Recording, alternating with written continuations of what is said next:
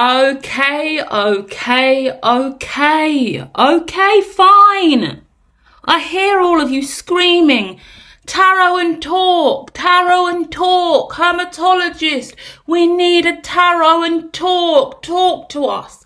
Give us your time, give us your energy. Where have you been? What's been going on? Talk to us, oh hermit. Firstly, time is expensive, energy is expensive, so you're a lucky motherfucker to be receiving me now. I'm coming, I'm here, I'm chilling, I'm clean. I was going to have a glass of wine. I hear everyone saying, Pinot, come on, have a glass of Pinot with us.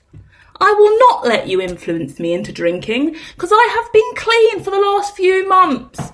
I am actually choosing to have a gorgeous beverage of sparkling water with crushed ice, frozen blueberries and blueberry juice.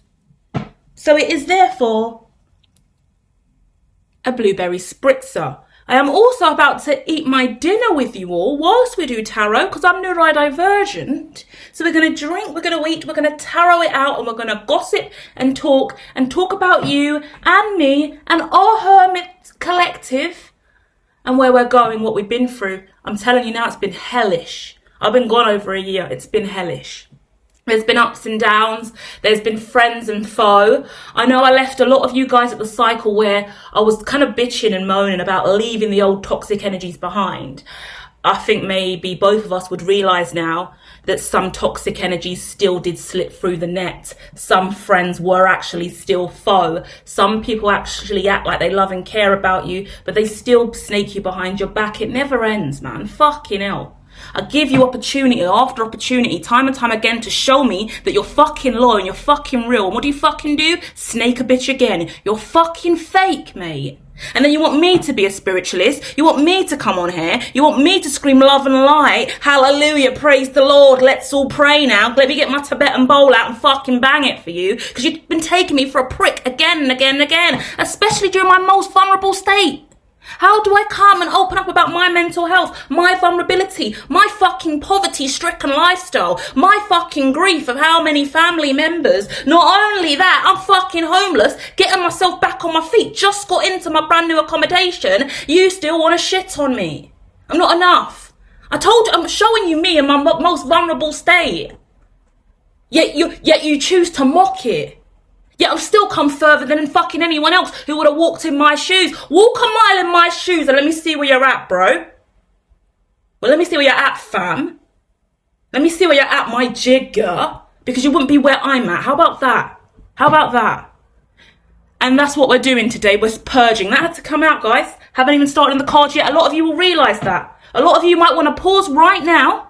Go and get your food, go and get your beverage, and go to the mirror and start, or run a quick MC. Start slewing a motherfucker that held you back over the last year, because they're gone now. Sorry I was delayed to come back, because my shuttle was delayed, yeah? Because I had infirmances on my ship and shuttle after I'd done a full-blown risk assessment with everyone on board. Everyone signed a contract, agreed to be clean. Still crooked and dirty. Get the fuck off the shuttle, mate. I got places to be. It's getting deep. So go. Pause it now. Go. Head off. Get what you need, because we're going to be here for a while. Woo-saw. I'm glad that I am finding myself, because that means anyone who's been on the journey with a hermitologist over the last few years is also learning who they are. Finding yourselves. It's nice. Because we've come to a pivotal point in space and time. We are now in the new world. And that means love and light, kindness, sincerity, is that how you say it? Genuineness, loyalty, friendship. It looks real fucking different in the new world. It looks pretty gangster. To be a real loyal motherfucker right now in 2024, it requires you to be an absolute savage sometimes. That means you don't smile, you don't laugh, you don't kiki, you don't answer the phone, you don't reply to text. And when you hear that intuitive message, because you know you're clairsentient, when you know that person called you out of your name or snaked you, and you had a vision and a dream that that person was being a shady, snaky, smutty motherfucker, cut cords. Don't come round me again. You're a dirty snake. Smile in my face all the time, but you're a dirty snake. Simple as that. Yeah? Should we bring that back to Adam not eating the apple? Yeah? The curse. Because many times, pseudoscience, tarot, alchemy, magicians, light workers, clairvoyants, mediums, psychics, we've all been given the label of being the poisonous apple, being the negative. But do you know what happens as we evolve? We start to learn new constructs. We start to study more and more. When people are beaten and battered down and taken into heavier, darker places, left to suffer and struggle on their own, with no loyalty and reliance, only them and the one they truly believe in. Thank you, Lord. Jesus, Allah, Ra, Brahman, Shiva, Kali, Krishna, science, the universe, Mother Gaia, Horus, Cleopatra, Nefertiti, Hercules, Medusa, are you there? Athena, do you hear me? Who else do we need to bring in?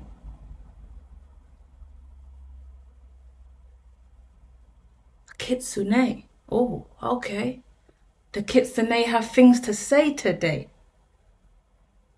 Oshan. Okay. Energy from all around the galaxy. We're shifting because we all have unique mission and we've been blocked. And what is so beautiful that I like to be able to teach over time is the empowerment and transmutation of rage. Until you speak on your frustration and you get it out of you some way, it lingers. Now, every spiritual professional, many of them around the world, they don't choose to align to YouTube and be editors of their own content. They don't create their own clips. And they don't, this is a harsh reality. We're looking at this on a percentile basis. Because there are some that do, right? But majority, none of them are working in corporate. None of them are in the crypto markets. Not all of them have cryptocurrency dreams. Not all of them are working towards trillion-dollar corporations. Not all of them are studying market cap. All of them are not studying banking infrastructures, government departments. Yeah? Different disciplines of science. All of us are doing different things that force us into a political, economic, governing environment that is heavy and weighty in the West. So our Eastern philosophies, sometimes this is African culture. Yeah, ancestry and witchcraft from deep roots of Africa. This is also Egyptian, right? Greek, Grecian, I can't even get the word out. You know what I mean? This is all of our beliefs spiraling around in the atmosphere, coming together as one. Whilst we still live and walk a very corporate, very taxing, very capitalistic life. That only the strong choose this path. This is the path of the alien.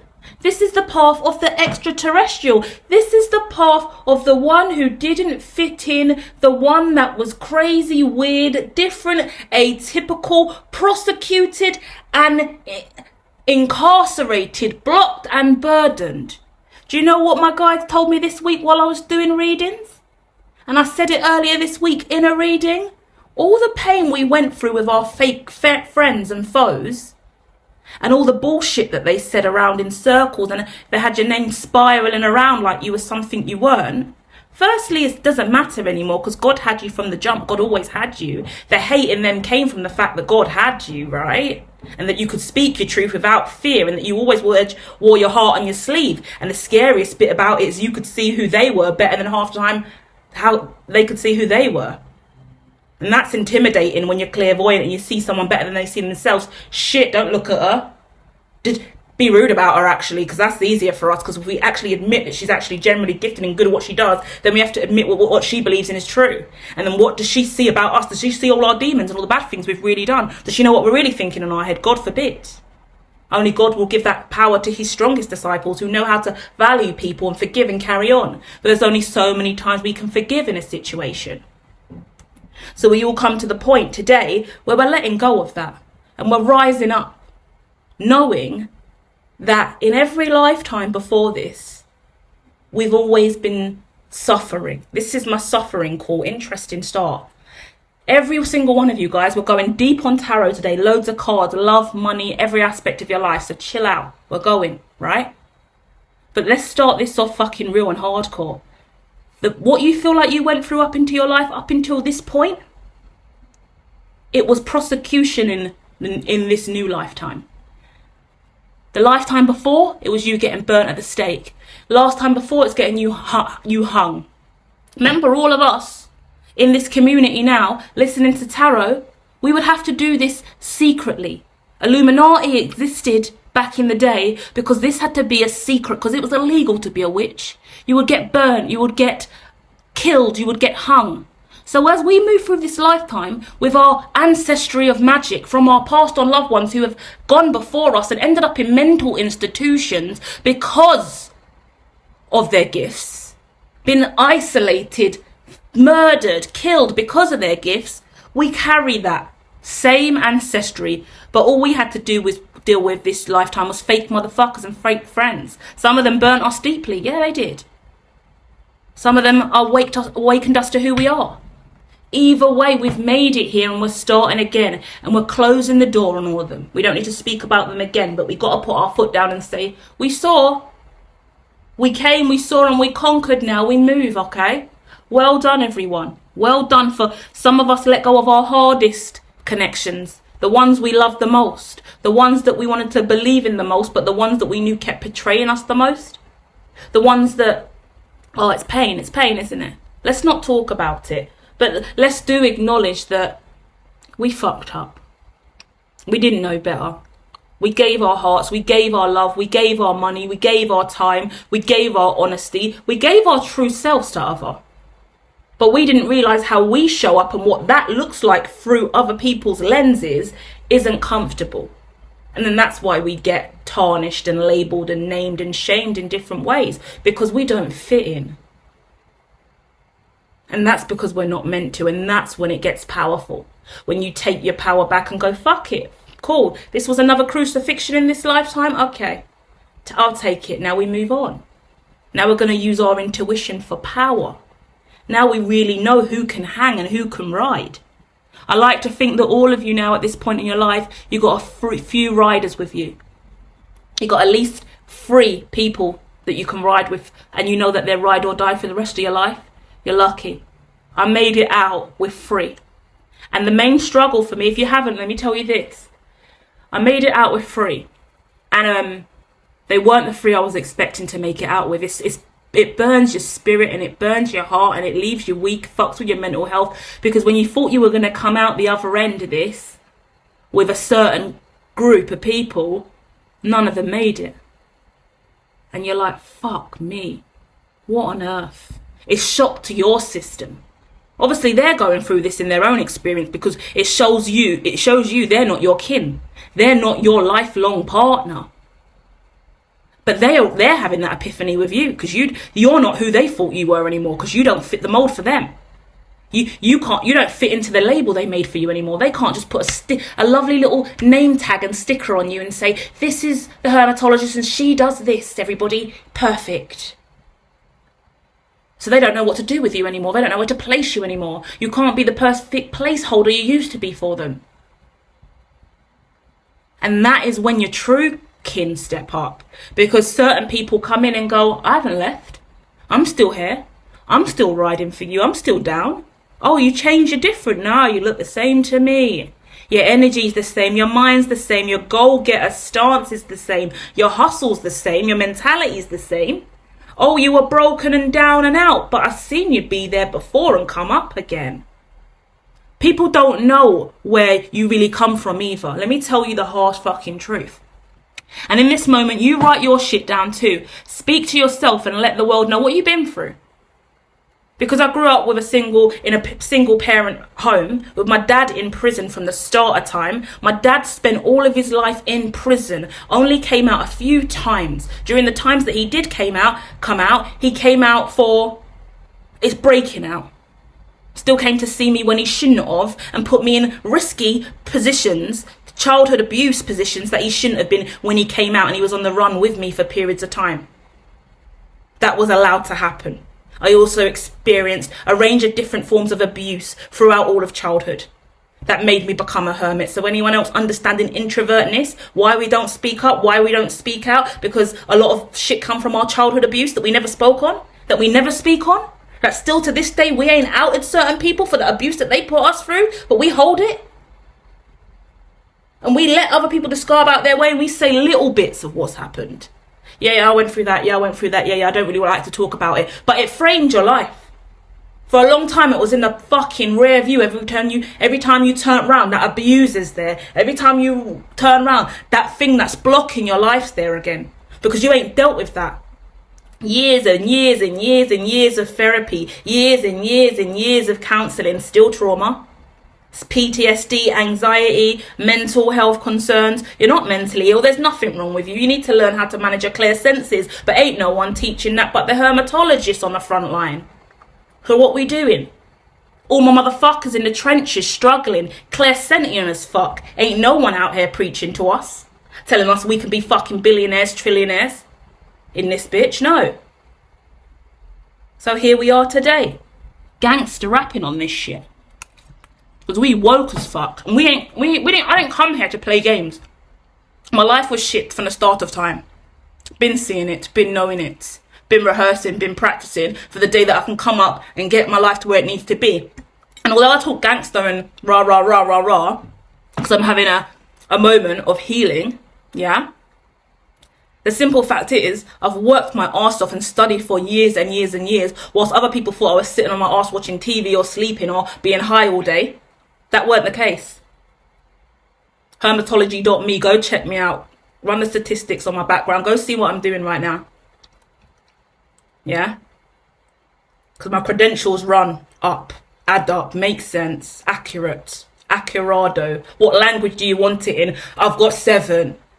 Shady bitch. You're welcome. That's what we do now. That's the vibration we're at now. Ego tripping. Because I'm tired, you know. It's been a long journey. My God, we're not doing this anymore. We're not doing the little blase. We'll play it cool. Do you know what? God's with me every single day. So let me make sure I stay linear. Let me make sure God is recognizable to everyone. No, long. Because when you see the God vibration within me, you think that's a factor for you to take advantage and utilize me incorrectly. How about that? Because when someone is overly loving and godly and preaches that and carries that seed, you're willing to take advantage when the God in you is less. So how about we flip that fucking script and that narrative, and I give you a different side of me, knowing God's still right here riding, whether you see him or not, whether you like my tone or not. Yeah, my morals and integrity are straight and aligned from the start of time. So I don't need to be anything and talk any kind of way that's going to make you feel safer, because I'm in your presence and you're in mine. And you like this tone of voice, do you? That makes you feel better about our journey and our relationship. Well, you're not going to get that every blood clot day. Because I'm multifaceted, bitch. Okay, let's go. Shady today. Oh, yes. Welcome to the new world, motherfuckers. There's a lot going on. We got war on the cards. If you're living in the UK, more than likely, you're not paying attention. Hopefully you are. But, China's been attacking us on a frequent basis through cyber warfare, knocked out our NHS, knocked out several of our airports, traffic lights, knocked out a range of our shops, Sainsbury's, McDonald's, Greggs got hit, Tesco's got hit, Sainsbury's, McDonald's, I did say that already, a lot of different services, a lot of like cash pay systems as well. I think something also happened recently with PayPal in the UK. So that's hyping up. That's impacting relationships with TikTok at this time as well. So all you influencers over on TikTok, that's getting all hyped up and rallied. Because the simple fact of the matter is, TikTok is run by ByteDance. ByteDance is China. China obviously are now aligned to BRIC. They're trying to bring out their own currency, bringing out a BRIC currency, which is Brazil, Russia, China, and India, with their allegiance at this time when war is picking up and China is sending out a whole load of balloons over to Japan, testing out their nuclear warfare weapons as well, and how far they can send them. Then it's getting a bit peak. Russia's doing the same. Kim Jong-un's doing the same. Everyone's armouring up for war. A lot of people don't seem to understand that when the government initiate things, i.e. Rishi Sunak says we're going to bring in national service. My man's been in the seat for how long? How long being Conservative been in the seat for how long? A long period of time. So if the Prime Minister is saying we need national service, instead of being ignorant and not reading the politics on the back end through research, publications and data available now at HERMITOLOGY.me, you're welcome, then you're not going to understand that war's on the rise. And if these men out here with the zombie knives don't get into the military but keep chopping people up in the post-Cold War, we ain't gonna have no army, no saviour. The world at large is gonna be broken. Have you seen what it looks like outside of London? If you live outside of London, hit the like, hit the comments, tell us what your area is looking like. If you live in a seaside town out of London, let us know what you're dealing with. Because from what I've seen, big up the Wandering Turnip. I haven't seen his channel in a while, but every now and then he's going around to different areas showing you the prices of a mortgage in London versus in the suburbs, out of London, seaside towns. He's showing you the corruption going on that we are not really seeing. What he also showed that was mind-boggling to me, in one area outside of London, all the houses were empty, derelict, but they put these they're all boarded up, but the borders that they put up now, like the wooden slats, metal casings so no one goes in there and druggies don't take over the place and start squatting, they put fake doors on. So we already got simulation style fake doors when really it's metal. It's a shutter, but it looks like a really posh door. The whole street is full of Matrix simulation style doors, Truman Show style doors, making you think, wasn't this a beautiful neighbourhood? It's even got fake 3D door handles, so you look like you can open the door. I'm going to link that video down here if I can find it. Wandering Turnip, if you're tuned in, I love you very much and I think you're amazing, and I'm going to come over to your channel and watch some more stuff. Madness. So we're going to get into all of your energy today. What do you need to know? Let's take a minute and pray, because now I've had a minute to get my anger out. That's what we do. I like to think that you have people, family and friends around you. Now, I know I do, thank you, that will let me have a mad moment like that, like you just had 22 minutes of me going off, ranting, bitching, cussing. You need people that can let you be you, because that's where your spoken word is spell casting. That's the truest form of spell casting. You speak your manifestation into existence. When you're sitting on trauma, abuse, bullshit, hatred, anger, frustration, jealousy, rage, pissed off at a motherfucker that you once loved, you hold it inside, it's gonna burn you up internally. We transmute that shit. So today, when I leave this reading, I'm healed, because I just spent 20 minutes spitting out how much venom I had left for all the motherfuckers that filled me with that venom in the first place. Return to sender, please. That's what just happened, yeah?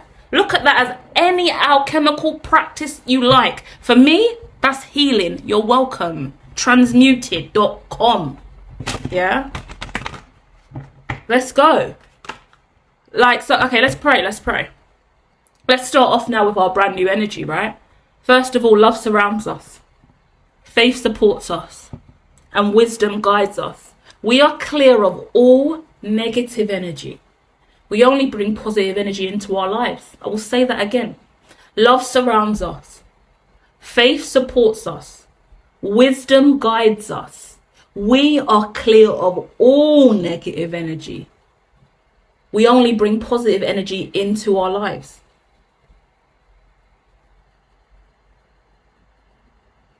If you want to carry on with your own prayer after that, I was going to go into the Our Father. But there's so many different belief systems I've had. I'll tell you, since I've been gone. Me and Brahman have been working exclusively together full time. Happy to share that with you. So now Brahman has come in as the supreme, because for a period of time when it was me and Jesus, many of you who do know me long term, you know that Jesus has been my best friend since 2016. And you know, I've been seeing Jesus in spirit form, and he's been my savior and my guide, and whatever he's told me to do, I always do what Jesus says. Sometimes God will come in and talk to me and Jesus. Other times Jesus will just be my guide. Jesus is my Cody. Jesus is my ride or die. Oh, I don't need no one else but Jesus, right? Jesus got me here right now, on my feet again, house again, business leveled up again. Say something. Say something, anyone that ain't Jesus at the time, because Jesus came through, picked me up, made sure I was never going to fall, because I listened to everything that come out of Jesus's mouth. But when I started moving over to scaling up the business to $1 trillion dreams, yeah, $1 trillion outcomes, how about that? Then I realized I had to do some mechanics and formula related to quantum mechanics, a field theory, field engineering, yeah, a lot of mechanics, formula around energy and gravity and things that I weren't really experienced with in the past. So during that period of time, Jesus couldn't fit in. Let me tell you why. Jesus couldn't fit into the black hole and the galaxy I was in, traveling, meditating, trancing to, when I went out in formula and started doing my Einstein madness on the walls. Jesus couldn't wave himself back in. Because for what the Bible says and what we've been taught about Jesus in Christianity, he exists up until the heavens. So if we are choosing to explore through remote viewing, astral projection, any activity we like spiritually, meditation, yeah, any form of visualization that exists beyond the heaven realm, then we're out of the circumference of Christianity. And unfortunately, guys, hard reality for me while I've been away, but outside of the realm of Christianity, where the other realities of consciousness exist, the galaxy, yeah, the solar system at large, Jesus ain't out there, because Jesus stays in the heaven realm and below. If I'm wrong and you know that there's parts in the Bible that refer to any of Newton's work, any of Tesla's work, any of Stephen Hawking's work, anything in regards to space and time, black holes, wormholes, cosmology on a grander scale, anything out in the cosmos, the solar system. Because for me, the Bible's based on Earth. Starts off with Adam and Eve, starts with the 7th day of making the Earth. Stuff exists out of Earth. So who's running that? Who's got the numbers on that? So far from my understanding, Einstein, Newton, Tesla, Hegel, all the man that I love so much got the numbers on that. Where do they come from? Physics, science. Okay, problem. I need grounding. I'm unstable here because God is what brought me here in the first place. And I said I'm not moving without God. So someone bring me a supreme or something, because I'm dying here, mental health's tweaking here, right? Struggling to get on and balance my new reality. Somewhat desiring to go back towards the foes and fake friends, because I'm so triggered. I need something. I know they ain't got my back. They can't understand and support me. But my God, someone help me. Not a good idea, because when you're going through Einstein formula and madman mechanics in your brain, the ones you left behind definitely don't give a fuck about you, definitely don't care, definitely don't have the comprehension and ability to help you. That's why you left. That's why you evolved. That's why you got to this part. Don't look back. But we all do at one point or another. We all may again, because we all tried to forgive. But it is what it is. Find your way. Keep going in the right direction, yeah? Either way, as a result, pull up Brahman. Bad man. Finally. It's about time. I was lost, I was lonely, didn't know what to do, missing God, brain spinning out full of formula. In comes Brahman. I understand Brahma as a deity within spirituality, but Brahman for me is the epitome of that, the supreme God of the universe. He does not need to be worshipped to that degree, but he is an ethereal being that exists out beyond the heavens, because there is something else out there. Star Trek, Star Wars, all of these things. The Intergalactic Federation is a real thing. Starfleet is coming alive. It's no longer pseudo or sci-fi. Because we're going to Mars, everyone. Yeah? We're off to Mars. Thanks, Elon. It's about time someone pulled the fucking veil down, because I was getting real sick over here, acting like Earth was the only place to be at. My God. Elon came through, saved the day, made us all aware that there's more to life. We're also now getting chips in the brains for people who can't move. The first guy with the telepathy chip in his brain is playing Mario Kart, using his thoughts alone. Am I jealous? 100%. Mario Kart is my favourite game, and this guy's just sitting here chilling, using his brain to steer, drive, and drift. I'm a hater. Get me a chip. Load it in. Let's go. We've already got Altman, Sam Altman, the man of AI. He's coming over. He's about to wipe out our whole generation. He's just made a deal with Apple, just made a deal with Meta, just made a deal with Google. Google's already wrapped up in antitrust. Imagine Google are running our lives every blood clot day. Gmail all over the place. We search using Google every day, and Google is so entrenched in antitrust that the government don't even know what to do, because we can't live with it. We can't live without it. But it's not even a trustworthy system, and it owns our lives and our data and everything. Yuck. And now that's about to get a run through AI. So imagine, it's sad. These are the important things that we should all be knowing. Yeah? This is where I'm at in life right now, and what's stressing me out as I evolve, and why I haven't been over here with you guys, because I've been in my superhero complex trying to save humanity, for it is too late, for the aliens are on the way. I have called in my team already long ago, and they are coming, but following my team of sincere extraterrestrial, there are dark beings out there. Boy, if you see the dark aliens that are on the way to Earth, yeah, they're not nice. They're not nice at all. All these alien invasions, yeah, like all these spotted aliens and stuff over the last 2 years, it's not a lie. Obviously, AI now is mixing up the composition now of content, and it can easily be spun like it is or it isn't real. That's the benefit of why AI dropped at the same time that this did, because when the aliens started coming down and the UFOs started dropping, and we started getting pieces of ships and a lot more resources, alien intelligence, all of us started getting loads of downloads as well, all of us highly intuitive spiritual beings. A lot of us who are ancestrally connected to alien as well, and some of us are getting activated and turned on. That's scary, because some people are dark. I came into the intelligence this year that Dolores Cannon is dark. She passed away now, I believe. Yeah, she was dark when she was on Earth. She was actually fully possessed. So although she was talking, she was no longer herself. She was really a dark entity. One of the species that she is going to be one of the greatest known enemies on Earth. So imagine her teachings, even though I thought they were really nice when I was a spiritualist, yeah. Now I'm evolved, yeah. And I'm proper intelligent. I know. Thank you. Can't help it. But yeah, Dolores Cannon was not a good actor in this space. She was driven by dark, one of the darkest beings. I haven't named it yet. I need to start doing drawings like Grimm. Yeah, if you guys know about Grimm TV show, go on to HERMITOLOGY.me, the channel with the multicolored wheel. Go and watch Are You a Vesson or Are You a Grimm?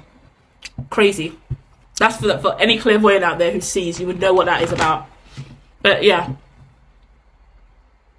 a lot of different species coming down. There's quite a few people that are alive now that are either early phases of humanoid, transhuman, or they are full-blown alien, but they're in higher level positions. I'm not going to out anyone specific. I can out Mark Zucker, because that's just a natural one anyway. He's not it's not as scary, but you can all see he's humanoid, right? Zucker's a humanoid.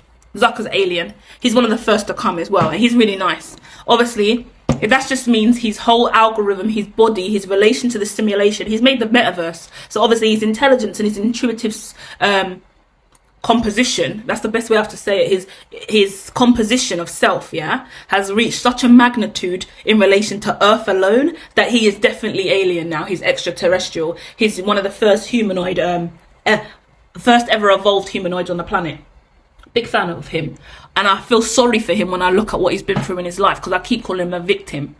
Yeah, if you understand what happened with him and Snowden and Horizon, I got more than enough content out all over the place about that stuff, then you know that he's a victim of circumstance. You create amazing tech and you do amazing things for humanity. You get, and at a young age he made it, you get shagged by the government. You get shagged by the agents in power. Yeah?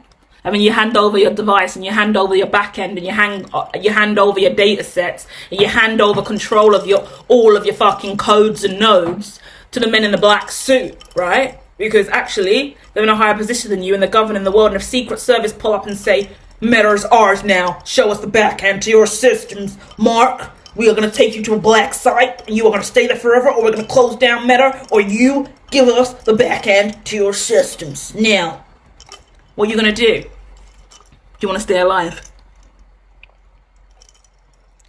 And there's no other corporation having your back. What are you going to do? It may not have been that grandiose, or it could have been even more grandiose than that. But along them lines, that's how it works out here, guys. For a system like that, and for a guy like that, and for the simple fact that NSA already got into Facebook from the Snowden days when Snowden outed it, and we were all being watched through our cameras and microphones, and listened to through our mics. From those days, they got access, right? So they've clearly been given access. They weren't just sneaking in on the low. They've been given extra privileges. And how much Mark agreed to, didn't want to do or not, when the leaders of the world and the agents of the world that can put you in prison straight away and find 100 reasons to lock you up, you got to agree and comply. Have you seen Eagle Eye? Go and watch Eagle Eye. It is actually, I've got a little trailer of it coming out this weekend as well, actually. So check that out on HERMITOLOGIST.me on the Saturday or Sunday. That will be a little promo for that over there. Loads of entertainment for you in the HERMITOLOGY.me section under entertainment. Lots of sci-fi stuff. But Eagle Eye is great because what Eagle Eye shows you is the level of corruption, really. My man fully got set up. He's getting dragged around, getting accused of all this stuff. All these Amazon packages show up to his house. All these warfare stuff and trying to accuse him of being some big boy terrorist. Not even remotely involved in it, but the setup's deep like that. That's how it works, guys. So it's important to be aware of this stuff. And not many of us will be affected, but many of us are scared because we know if we want to move forward with our devices and our genius and our creations in life, yeah, we're going to get dragged left and right into all these places, and they can easily tarnish us with any crime they want and say, yeah, they're closest to this area, spin that crime on them, get them done for that. And we'll get them done, and we'll make them sign a waiver to join our team and now work for us in the back end. Yeah? That's why Hermitology is also opening up their own agency, and we've been doing our own international intelligence for a while now. That wasn't our initial activity or desire. We actually only came into the game to support the United Nations and to mainly support the United Conventions of the Right of the Child, the rights of the child around the world. I felt like that wasn't being implemented well enough, and it wasn't being promoted well enough. The rights of the child, modern day slavery, poverty, child abuse, sex trafficking, yeah, human trafficking. The rights of the person with disability as well, that was a concern for me too. So I started tracking that when we start tracking activities of extra territorial organisations and bodies. So all the ones at the top of the chain that are managing members from all around the world, and how we can utilise their intelligence and their publications. Oh, alarm. And that brought me to so much intelligence that I didn't expect to have. And it was really scary for me to have that intelligence and know what to do with it and not end up going to jail. Imagine I'm not going to end up like my dad. I don't want to go to jail. I don't want to go to jail. And then I'm like, hold on a minute. I'm in some dangerous territory. I could be going to jail with the biggest numbers on my back. More than anyone else in my lineage. For what I'm looking at. You get what I mean? Not that I've actually done. Obviously, I wouldn't even out myself. But sometimes you get into grey areas in life. Especially when you're developing and building tech. And you're like, whoa, what's the law around this? Is this illegal? And this is looking dark and dangerous if I go over there to click that button. If I go over here on this server, like the internet's a dirty, dark, dangerous place, you know. So yeah, hermitology is really powering forward to make sure that the internet's a safe place for innovators, creators, influencers, and all influencers and everyone else I've just said will eventually just be their own developer, building their own algorithms through us. So that would be epic. There's a lot of work to do, right? So let's look at you guys and your destiny, yeah?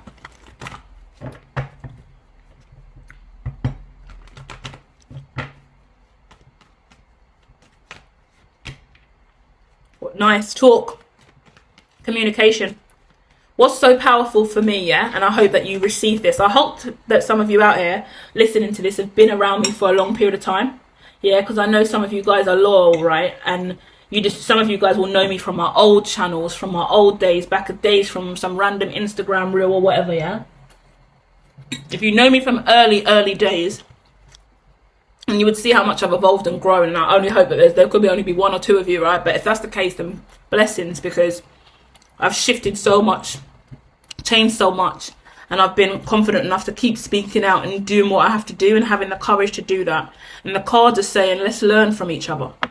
Yeah? Oh, look at this. Really nice energy, guys. Powerful. Yeah? Don't be scared to evolve. Don't be scared to move away from anyone that shrinks your soul, okay? Like I said, I had that bitch in that run. If anyone makes you feel uncomfortable and you're uncomfortable to be in their energy, it don't matter who it is. Doesn't matter if it's bloodline or not. First thing that's most important to you is your mental health and emotional well-being and your relationship with self and the supreme. Whatever your God is my point. You and your God need to be able to communicate clearly all the time and be at one and at peace with each other. And you need to feel safe to be with your God, to love your discipline, to love your God voice and all of you without fear. If you get around anyone and that part of you gets sucked down, could be a mother, a father, a brother, a sister, an uncle, an auntie, a cousin, it doesn't matter. A best friend of 30, 40, 50 years. If the vibration is unsettling to you, if it impacts your mental health and your emotional well-being, it's a problem. That's a sign that your chakras are not okay. You're being given a sign that something's off here. You shouldn't be intimidated. You shouldn't be scared. You shouldn't be stuttering on your words. You shouldn't be holding things back. You shouldn't be keeping secrets. You shouldn't be scared that you're going to get hit. You shouldn't be scared that you're going to get abused. You shouldn't have to worry if someone is manipulating you or not. You shouldn't have to worry about whether or not someone's manipulating you financially or not either. Talk on it. Whoever you can talk to fluently, tongue wagging, no holding back, no mincing your words, say what you like, straight to the point, cussing, swearing, being lovely and sweet. But they still don't waver and they know you. It's your greatest ally. It's your greatest ally.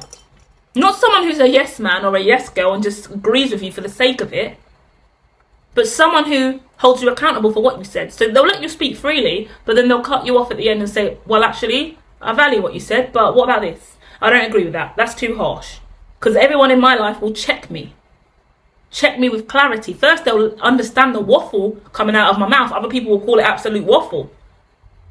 But they understand every single word of it. Meet me where I stand. Hit me right back in the fucking third eye with more intelligence. That's why we're growing together. That's why we're being more and more successful. That's why every time we fall into the gutter, have struggles in life, come from poverty, single parent homes, no money, fat parents in prison, childhood abuse, homelessness again and again, business struggles, no money, oh my god, I'm going insane, losing 3 family members within 6 months of each other. One of them's your dad who commits suicide by overdosing on heroin, didn't even know he was a heroin addict, only saw him 5 days ago at my nan's funeral. My god.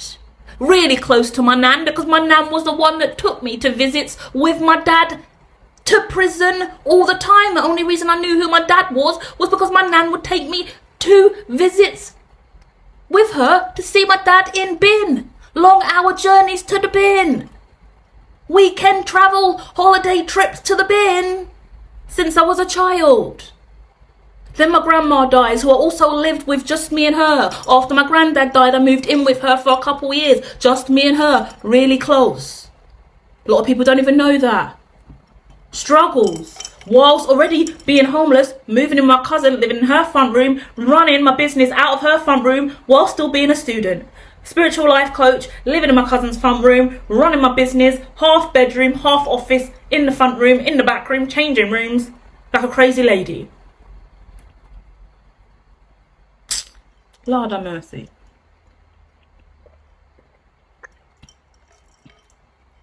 And in certain situations you're in, you're not even going to get a well done. You're not even going to get a see you. You're not even going to get a congratulations. You're not even going to get a, oh my god, you're still alive. Because yeah. We don't even know, we don't even need it, because what? You made it, you're out, you know? Speak on it. Start acknowledging your own successes. Start empowering yourself through your own journey. Because loads of people can look at me now. Loads of people can look at me in the future and go, oh, her life's easy. Oh, I wish I could do what she done. Oh, lucky her. Bet you couldn't survive in my body. Bet you couldn't live my life and make it this far. Bet you. I bet you no one else on this planet could have lived my life and survived, because multiple times I nearly tapped out, hit the suicide button on the side right here. That suicide button keep blinking. Fuck it, hit the button, your dad's already gone, fuck it, tap out, go on, I dare you. On the coldest days. But we're not getting whacked, just like McAfee said. McAfee did not get whacked. We're coming to find out what really happened to McAfee. We're going to solve the case. McAfee did not get whacked. Can't believe the controversy in this world. How they do that to McAfee, I can't believe it. After he's done said he's not going to get whacked. Can you imagine? McAfee, man's tattooed, he's not getting whacked. He's not getting whacked. It's not hard. Do you know how many people were after him? Do you know? My God. Joking. I'm not getting whacked either, man. I'm not getting whacked. I might make whack jokes, but that's because I'm healed now enough through my suicidal ideation phase. I'm not going backwards. I'm never getting whacked, alright? Said that. Standing on that. And everyone be like, if I ever died, which I won't, because I know my death date, and my life is prosperous. So yeah. If something happened, they'll be like, oh, but she was suicidal one time. So it must be. That's how they're trying to spin it on McAfee, because McAfee likes to put guns to his head and sniff coke with a load of strippers. So don't judge him for his life. He drinks vodka in the morning, 4 glass, with a little bit of triple sec, and a lime. Gangster. He's a gangster. What do you want him to do? That's his life. It's crazy as fuck. What do you do when you're the first person to make the greatest fucking antivirus software going? Imagine he was still about right now with all this Bitcoin going off the way it's been during the antitrust phase. Imagine what he would have been on. So yeah, hold that. DEVPROTECT is so important, and it's so rooted in McAfee. For us, for me, because I've had words with McAfee. Let's just say that. I'm so proud of who I am and how powerful I am to speak on that shit. I used to be such a pussy when I was talking about people on the other side. And I was always told by other mediums, you can't connect with people on the other side if you don't know them personally.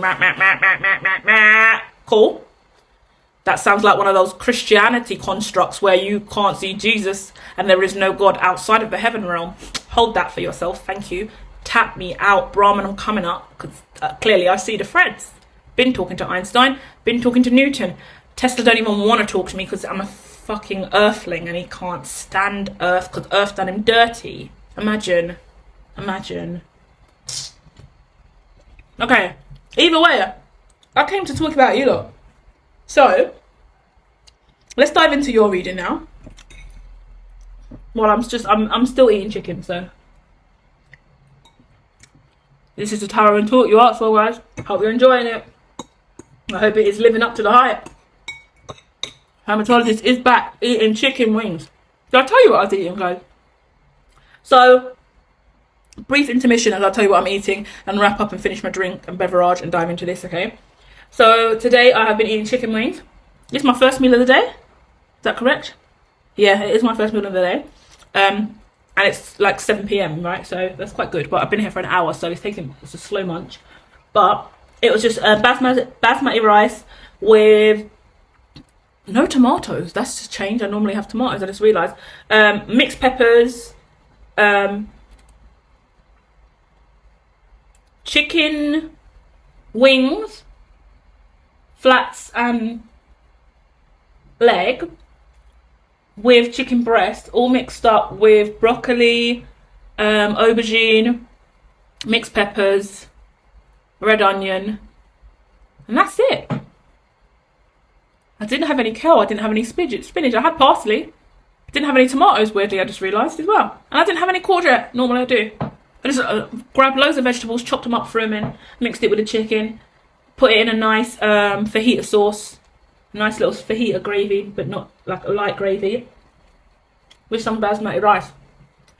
I also made carrot and cherry muffins with almonds inside, toasted almonds on the top and on the side, and then I made a cream cheese frosting as well. But that is actually in the freezer. I need to get that out because I'm quickly setting the top. And I've been juicing all week. So green juices or teas. I've been making a selection of ice cold teas, brews, from the Yogi Tea brand. I've got loads of different Yogi teas. I just buy loads of variety packs. And then, after I get a variety pack, I'll then choose my favourite from the variety pack and then buy the full pack of it. And then I'm just building up my collection so I can have more detox teas and just have tea days where I don't need to eat but I can just drink tea. I can drink a hot tea or a cold tea instead of having coffee as well, because sometimes I get hyped up on coffee. During my really busy work phases, I'll just go coffee mad and I'll have like iced coffee or hot cappuccinos. So it's just a way to balance my dietary needs and help my neurodiversity a little bit, because I am really neuro. And I've been studying neuro and aware that I had monotropic vision in line with my clairvoyance since like 2016.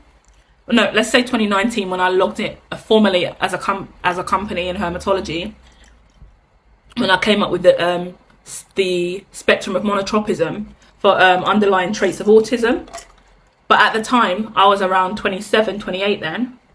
I wasn't even 30 then. Now I'm 35 in that window of time. And as I've got older and I've finally moved out and I have my own energy all to myself, I've still realised how atypical I am and how autistic I am. So yeah, it's been a shock to my system to kind of grow up and see the autism in me in adulthood. And a lot of my friendship groups from the past, we always make jokes and call everyone in the group autistic. No one ever would call me autistic because I'm dominant and loud and I'm bossy and I'm quite leader and authoritative. But I think if they all look at me now or look back at my experiences, they would go, yeah, you're blatantly autistic. Maybe we didn't see it, acknowledge it.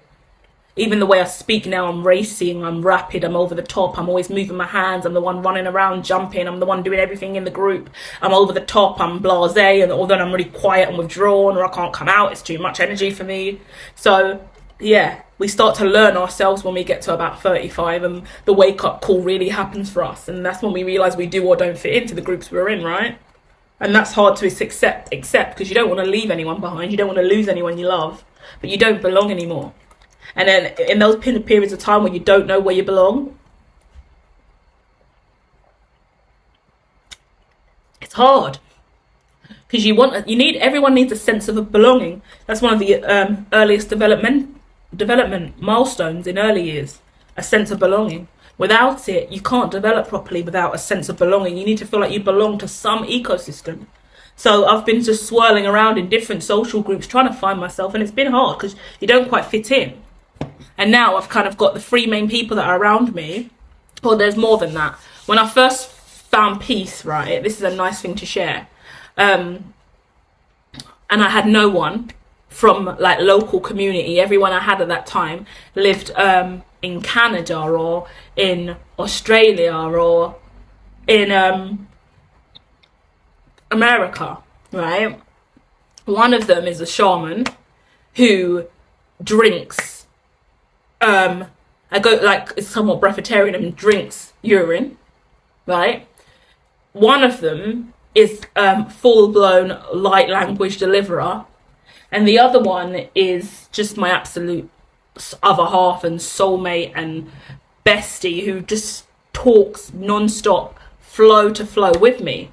Now, when I learned these things about them, like my friend that went for a phase of drinking urine and saving it in the process of it, in that moment, when I realised that she was my friend, haven't spoken to her ages. If you're listening and you're out there, I'm not going to bait you out, but I love you so much, and I value our times of shamanic come together and leave again, because it's just destined, right? But knowing that about her and the unique things that she does, and about the breatharian community and everyone who kind of does the urine thing, straight away I knew that's kin. That's why I don't fit in, because I fit in with this woman. This is the woman I fit in with. I've never drank urine, I don't drink urine, but I understand a lot of people around me in my community do. When we go fully organic, and when it comes to future living and a homestead and home remedy, right? The alcohol and the purity in the urine, that's quite a normal thing in some of our spiritual communes and within the shamanic community as well. So meeting her and understanding that, and her talking about it freely and having such a casual conversation about it, it was so kin. I was like, that's my family, that's my sister, that's soul, you know? Because I couldn't have that with anyone I grew up with. They would look at me like I'm crazy. But then you find someone who's aligned with you and understands what it means to be earthy and the different things that you'll do, right? A lot of people will wash with it and use it as antiseptic, because sometimes some shamans live in the woods for a long period of time, in the forest, and do deep forestry. Some of them live in huts. Some of them have no communication to the outside world, no electric, yeah? I'm quite a westernized shaman as well, so it makes it weird for a lot of the shaman community to even believe I'm genuine sometimes, because I'm living such an Western life in the compared to their kind of really isolated Eastern life at times. Like monks and Buddhist, and will be very not impressed with my language and my dress sense and perceive me to be one of them, but I am deeply spiritual to the core. My other friend who does light language through the camera, or she used to, right? I love her to pieces. She's got so many gifts. She reads my energy instantly, right? I just show you how we all evolve, right? And she'll do light language to the camera and all these hand movements. And anyone that I grew up with would think, okay, that's nonsense. That's not real. But the moment that she does it on the screen, I'm alive. I'm awakened. I'm healed. I feel it. I feel the activation across my body. She's so powerful. And she'd been through with me through some of the darkest times in my life over the last 2.5 years. Darkest times of our lives, maybe both of us. And she's been a rock to me. She's also my sister. I would do anything for her. You know? She doesn't even live in the same place as me. Also my bestie, my BFF, who I know he's listening to this because he listens to everything I do, because we love each other like that. And he's just a gift from God, to be honest, because he just keeps me going. And I don't know how we stumbled upon each other's path. I'm sure he was not a positive actor in my reality, and he was testing me to begin with, thinking, right, I'm going to watch this girl because she's going to have a nervous breakdown and it's going to be beneficial for me. But in the end, I don't know, we've fallen in love and we just make sense, and we're just there for each other. You know, you just got a best friend who is just amazing for you, and that's what you need, right? So it's that's 3 people, right? And they've been there for a while. I've also got loved ones that are kind of close to me that I still do know, right? So I'm not disregarding that actually do live in the eco. But at the time when it was pits of hell, and I was alone deep in shamanic deliverance, at trying to find myself between the left and the right, the spirituality and the science and the technology coming together, I only had a shaman from Australia, a witch from Canada, and my BFF from America. That was it. And it was a hard time. I had no contact with anyone else really, from my local community, London, UK, no one. Not they didn't try out. Everyone I pushed away for valid reason, because it just wasn't helping. My mental health was deteriorating every time I engaged. So you've got to see those cycles inside yourself, right? This is for you guys to kind of realize and think who you got out there that stayed with you, that lifts you up and make you feel good. It doesn't matter if they're not in the same country as you. Can you call them any time? I could probably still call my BFF at any time, and if you pick up and be there for me. And if I was in serious need and dying and have a breakdown, he probably would fly out and save me and come to the rescue, you know? And which is probably why sometimes I'm just like, no, I'm fine, because I know he would just save the day, because he's that kind of person. And I've cried to him so many times about how much I value him in my life, because sometimes I was so broken and he was with me through before I broke, and then when I really broke, and then I got myself back together. And I look at myself like, how am I here and how have I done all this? So I only imagine what he sees and what story he has to tell about my journey. I don't even want to know what you think about my journey, because oh god, from another viewer's standpoint, it's just like, oh. And he doesn't even receive it to be anything drastic. But in your own mind, when you know someone's been there as you were spiritual life coaching at the time, well, I was already in a shitty place, because I was already practically homeless, living at my cousin's, but still multitasking as a student and a spiritual life coach at the time, still running the research project and doing multiple other things as well to get by, on social media and content and free readings and research and spiritual life coaching sessions and freelancing stuff and whatever I could do, right? To the point where I lost it all. So you've got to look at your journey, right? Like, I don't know how this is impacting you guys. If you are still here and you are listening, right? Do find the time. I know some of you guys will like a tarot and talk before you go to sleep, so you don't really see it. So if you do happen to kind of wake up or hear me at this point of the conversation, then whenever you're ready, do try to come back and leave me a comment and let me know what you took away from this or what stood out to you. Because I like to think if we just speak and share our story, we educate others. It's not always about me predicting stuff to you, although we've got stuff to discuss, but it is about you just hearing me. I spoke as well this week about Steve Harvey's story when he was sleeping homeless in his car and he only had $35 left. And he went to the voicemail, went to go back to his house in the attic to check the voicemail, because he had a phone set up there. Like he only had home phones then. So he went to go and check the home phone to see if he had any gigs that came in the voicemail. And he did. And I believe that he only had $35 left. He was sleeping in his car, only coming home to check the voicemail to see if he got a job. And in that window of time, he did get an offer. And he had to travel there. He broke down the cost of what it charged him. But either way, he went there, did that gig. From that, got another gig. And that gig landed him the biggest gig of his career to start. And that's what started him and made him. And at that point, he was homeless, sleeping in his car with $35. So those stories and the stories that we share about our lives that make people carry on when they're at the pits of despair. And suicide isn't something that we should shy away from. Or suicidal ideations, having family members incarcerated, being traumatized from childhood abuse,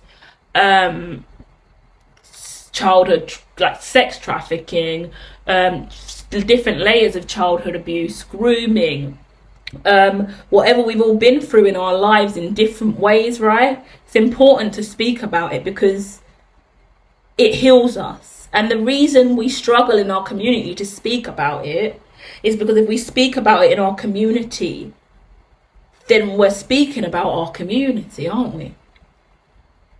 And that we know that person in that community, and then it becomes someone's getting tarnished with a brush of being this or that, and it's a negative. So when you try and address your problems or your abuse or your fears or your insecurities or something wrong or illegal or unjust in your community, it's not going to be identified because it will crumble the community. So in that moment, you are an active agent in your community. So your community, which could be just simply family and friends, loved one, neighbours, they're going to look at you as an agent of chaos, a negative impact on the social standards of your community, because you're highlighting things that they have chose to ignore and never address. And even if they thought it, smelt it, wondered it, assumed something was going on there, they would never outrightly address it. So, yeah, bit much. Rather you keep that to yourself. But what they don't realise is the light workers of today can't keep that inside, because that's what's making us hermetic. That's what's making us shy and introverted. That's what's making us unable to prosper. That's what's making us perpetuate these cycles of pain and trauma and PTSD and anxiety.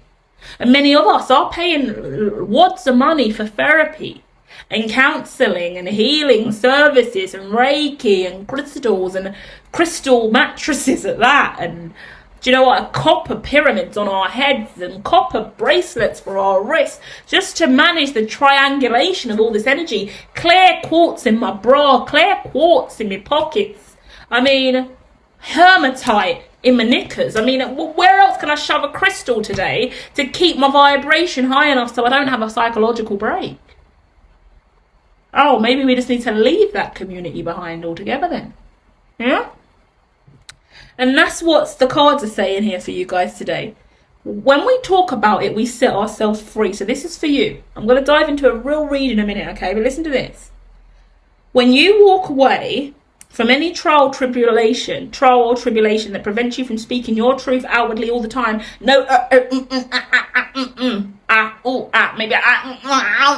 holding off on that linguistics, holding off on that speed of sound that is your true fucking flow and vibration, then there's a reason you can't speak fluently in that situation, because it's not a safe space. Leave and find one, please. Because there's nothing for you to fear when you're in the right vibration. Trust your intuition. Straight away, look out among the world and go, who can I talk to about this? Who can I go to and share this with without any limitation on my tongue? And that's when you start to realise if you do or don't have people in your network that you can rely on. And if you don't, then, okay, bollocks, now we cry. Now we cry for a year, we cry for 2 years, we shit ourselves and get stressed, not literally, unless you're one of those people that do shit themselves. No offence, clean it up, right? Do what you got to do. But the truth of the matter is, we go through hell, we pick ourselves up, and then we start seeking the people that we can talk to, because we will find the ones. Sometimes we think we found people that we can talk to as well, and then we realise we've become somewhat of a burden for them because they can't handle that. Get careful, be careful not to get into trauma bonds, yeah? Because you feel like I can let you know what's going on with me, but sometimes you offload on them too heavily because you are burdened and you need someone to help you to carry that load. So you give them a load and then they take it well and you're like, fuck, thank God they saved me, let me give them another load. And then you try and hit them again and they're like, hell fucking no, I can't take what you gave me last time, I'm still traumatized from what you last told me, you know? So you've got to be aware of the ebbs and flows of relationships and what people can and can't tolerate. I have a really good friend, right, who I've known for years actually, who recently came back into my life, who managed to survive the new world and has made it into my circumference and is not leaving, because if he dare try and leave me again, I will tie her to my railings. I don't know, I will tie her to the wall, I will glue her to the wall. She will never leave me again, because I know the value of kin even more. She always comes back into my life at such a pivotal point too. And she always comes back, like I always kind of say, no, I'm fine, I don't need you, just give me space, I'm grieving, give me space.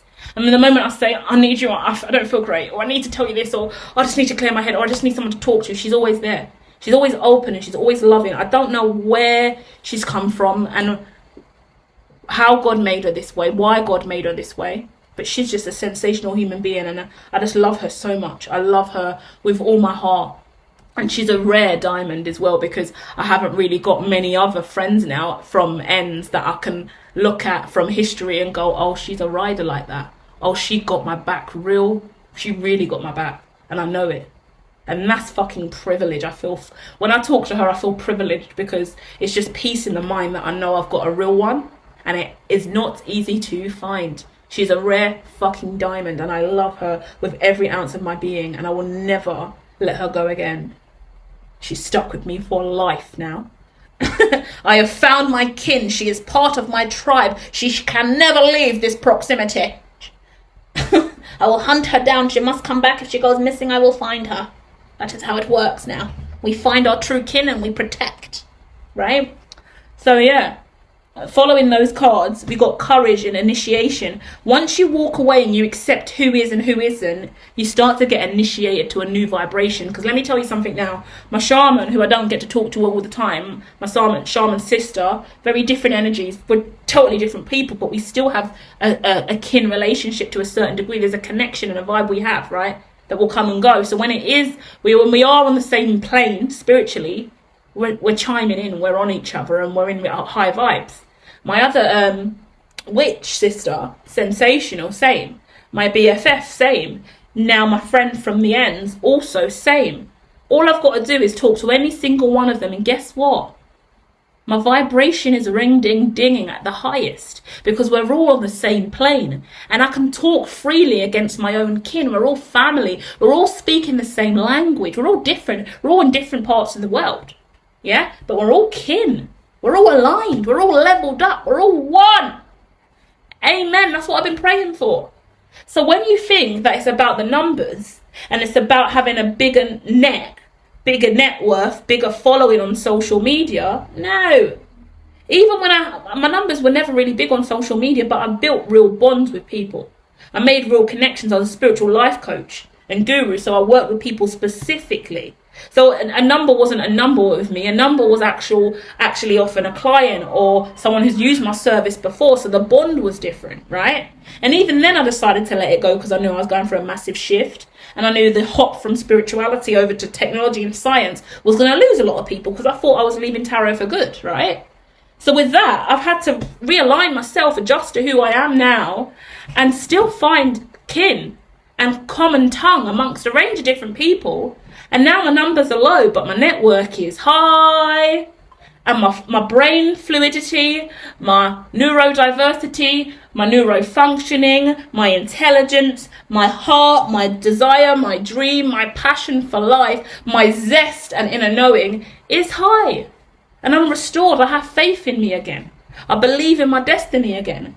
So that's a message for you lot. If you're leaving others behind, you're starting off with 1, 2 or 3 people again, and none of them live in your town or state, well, thank God we got the internet. Use FaceTime, use Zoom, use WhatsApp voice notes, right?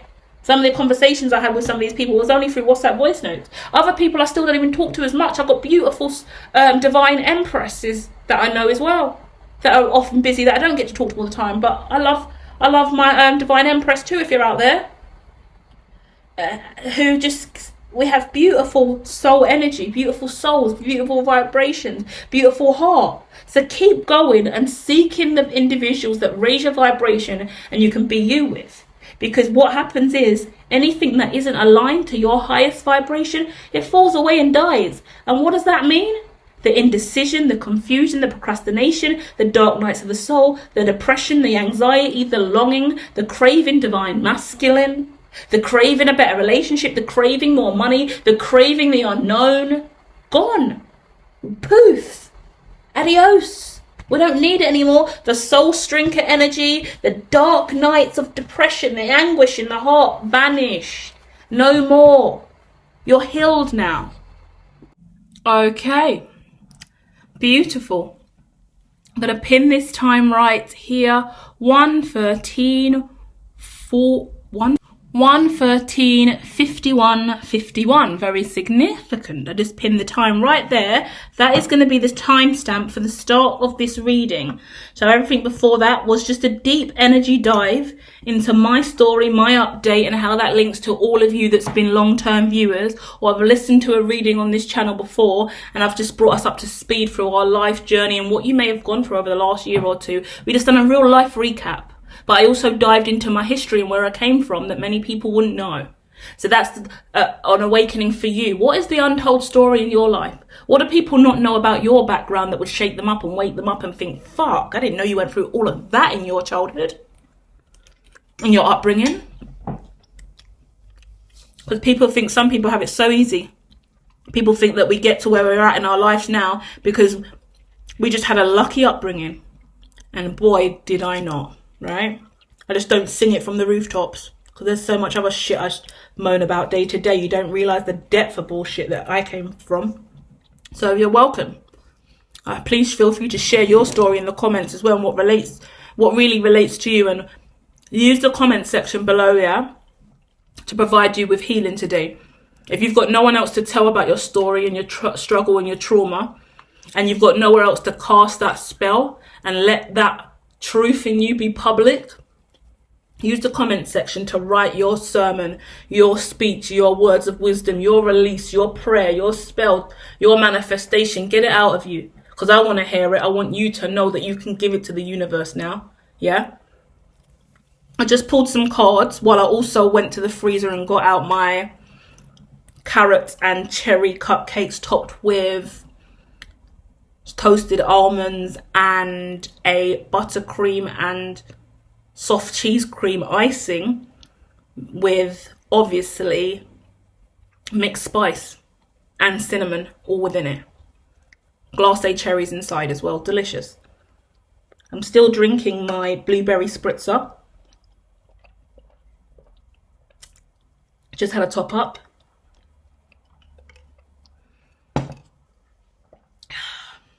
I'll get some new mics and stuff. I can do really cool AMSR, I just thought, with all my eating and munching at the same time as this. When I do tarot and talks, that's what we're going to aim for, okay? That's a manifestation I'm putting out now, so I can yap loudly to you guys, eating cake and food. That's like, oh, is that a turn on for anyone? That's my turn on. That's why I'm plus size. So I'm going to do loads of eating sounds. Oh, that's hot. That's hard. Paris Hilton would say that's hard. Paris Hilton's coming back as well for any fans out there. Her and Nicole Richie are doing a new show, a reunion. So I can't wait for that, because I love the girls. Okay. Anyway, let's dive into your reading now, because I'm ready to go. Mouthful of food, nearly gone. Drink digested. Your cards look gorgeous. Listen up, yeah? I love you guys, firstly. I love my job. This is nice to come over here again and come home. I'm coming home to you guys, okay? And I'm coming home to you guys with what's really nice. I left you guys because it felt like the right time to leave. I had other stuff to work on, okay? But when I left you all, look at what the cards say. The first card says, take time out. Yeah, so we're just catching up now. Then it says, be here now. Then it says, truth transcends illusion. This is the animal spirit deck I'm using as well, right? Really colourful animal oracle deck, I believe it's called. Really old deck I've got. And it says, embrace the in-between and claim your independence. That's 5 cards. The numbers on the cards for anyone who loves a number is 9, 34, 22, 26, and 13, right? The brown bear spirit is saying, take time out. That's the true hermit vibration going within. This is where we've been. This is what we've just been through. We've taken time out. The 9 at the top of this completion. Yeah? In the bear spirit, we went into hibernation, guys.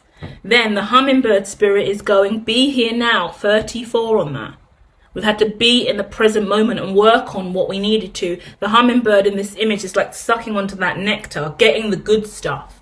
I've been off working on myself, my mental health, my emotional well-being, my money, yeah? My net worth, my future legacy, Money is attached to intelligence, to learning, reading, writing, developing, doing whatever I can so I never have to be broke again. So I never have to be homeless again. So I never have to rely on anyone else again.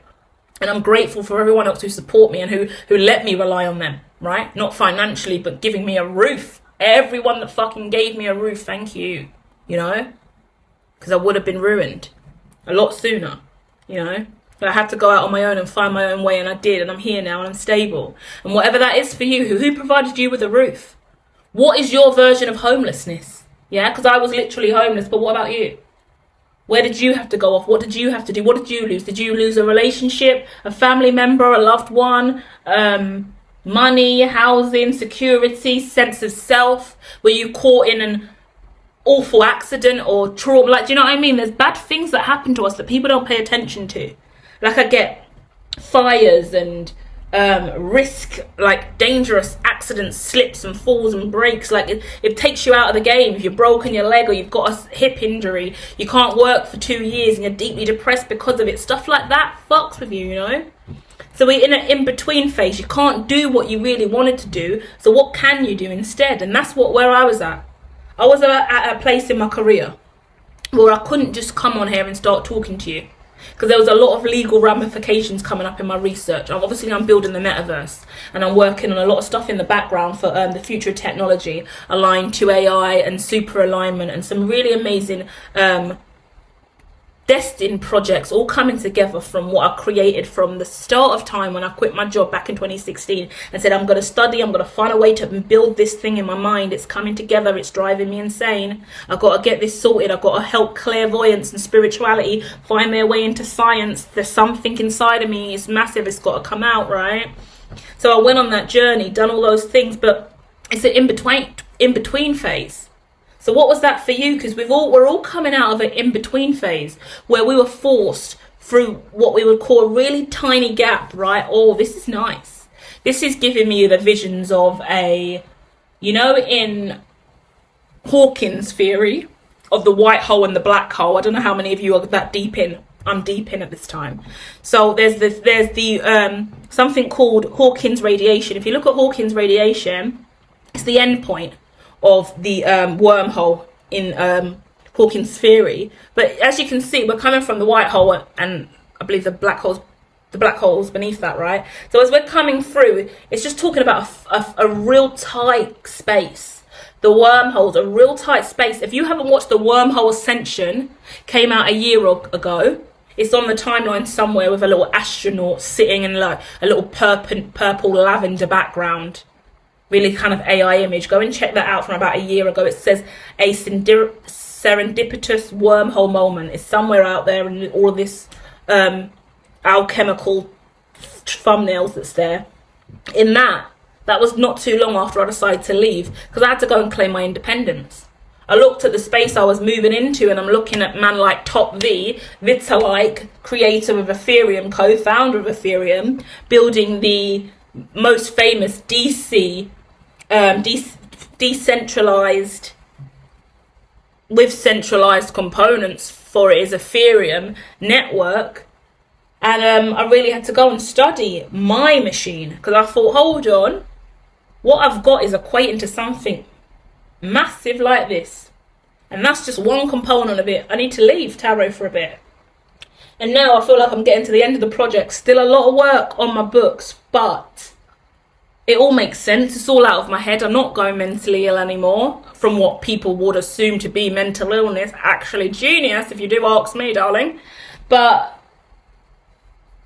we have to get it out of the brain. So my brain's probably the healthiest it's ever been in my whole entire life, because everyone I'm surrounded around, I can speak fluent me to. We can speak fluent each other and not get shattered, broken, insecure or confused. We can have unique ideologies and still support each other and love each other and hold space and be intellectual. Awesome. Talk about a range of different stuff, you know. So all the heavy stuff in my brain's out. I'm not worried that I'm confusing you guys with what I'm saying. I'm not worrying that I'm leaking trade secrets. I'm not worrying that I'm stumbling onto areas that I shouldn't. And before I was doing futurism, which was scary too, because I said a lot of predictive stuff about a lot of different corporations, and then it all started coming true, and I didn't understand the logistics of that in regards to the international intelligence side of the company that I was building. I didn't want it to overlap and clash and become too pseudo and blurred lines. I want to respect every institution in the world, and I want to be leading in my field and be really, I want to have respect for everyone else, for they will not respect me if I come in blasting off about stuff. And I realized actually in the early content I gave out millions and futurism in millions and coming up to billions in net worth with some of the ideas that I was sharing straight up and out. If the right people came along to some of my early content and they had those with billions and millions, they could easily just picked up a lot of amazing shit and walk off and make trillions off of my ideas. So I realized, shit, this is a lot of money you're talking on. Take it off, get it off, work on it independently, stop giving away genius and build it all yourself. And that's what I've been doing. And it's empowering now because I'm like, yeah, fuck it. I know who I am. I know what I'm doing. I know I'm smart enough. You got to go offline. You got to get away. You got to turn off. You got to find yourself. Now I know I really am who I am. And I'm coming for that. I'm coming for those trillionaire top spots. You see the 5 companies at the top of the chain who got trillions racking up? All of you, like, I'm on the way, mate. I'm coming. I'm excited because now my desire and manifestation is obnoxiously higher than ever before. And I love to push myself beyond measure because it always works. When I do crazy manifestations, guys, and I manifest crazy out there shit that's impossible, it works. When I manifest basic linear stuff, it doesn't come in. Because God's like, Louise, you know, you're better than that. Like, try manifest something deep. Like, and I've already I've done my manifestation chart 7 years ago. 2016 up until whenever the end of that was, right? 17, 18, 19, 20, 21, 22, 23 was the closing of that. And the main thing I really just wanted was my own place and me preparing to get my second place. That was it. And then within that window of time up until I was 37, then I wanted my second place by 37 and 2 children by I was 37 as well.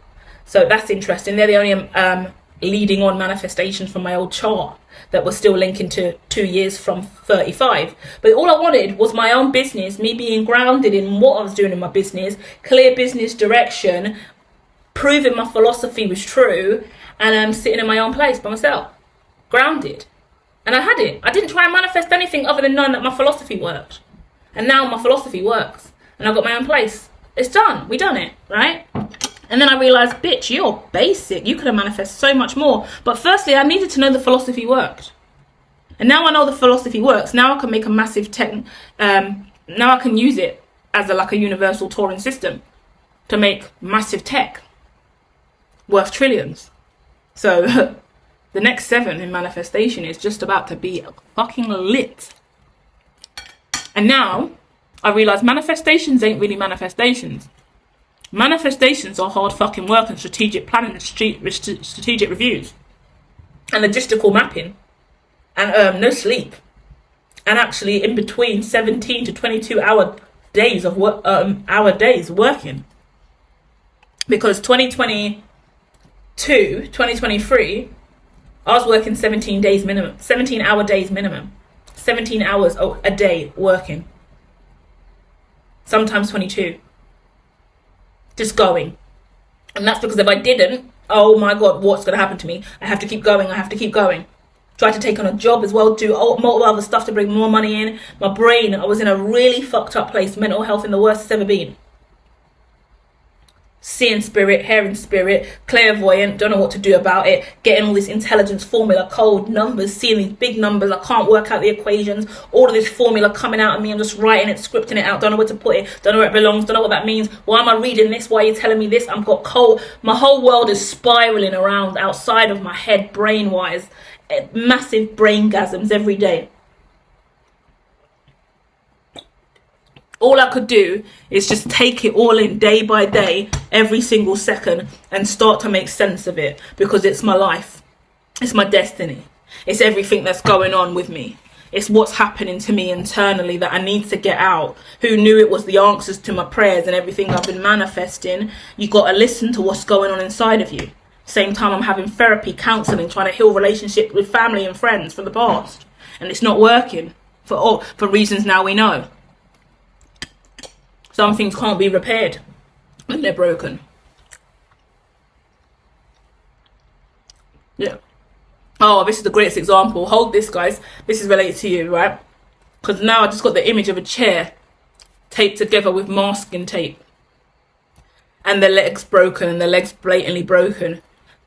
We can fix the chair and the leg's all bent and we're sitting on it. And we're sitting on it lopsided, a wooden dining chair. It's wrapped in masking tape and it's broken. We're sitting on it and it's still bent. We can keep it and keep sitting on it, but it's evidently broken. That's what some relationships are like. That's what some obstacles and hurdles are like in your life.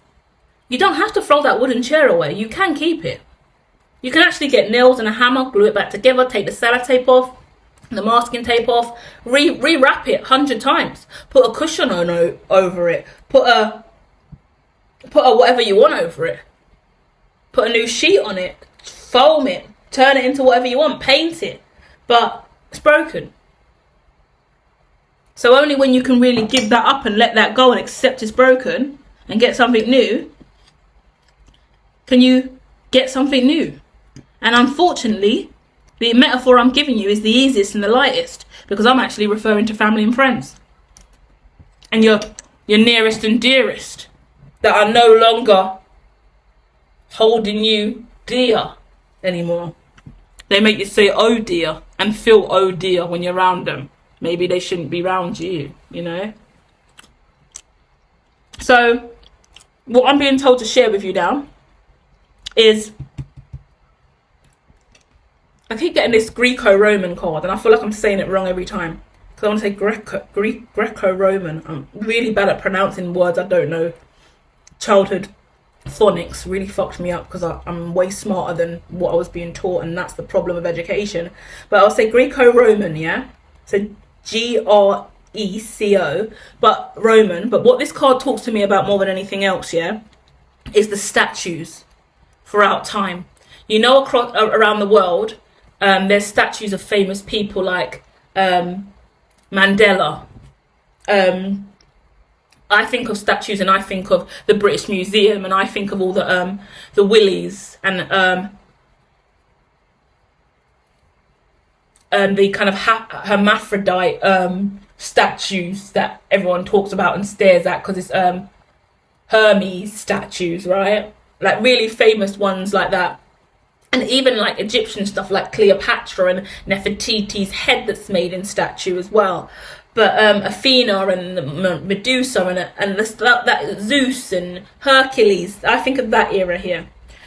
This is saying, that's an era, that's an epoch, but we're in our own now. So what is your statue? What's left when you're gone? And that is my life story, and that's yours too. When we're dead and gone, what have we got here on earth to remind us that we were here? What do we want? Cringy. I'm not even going to say it. No, you know.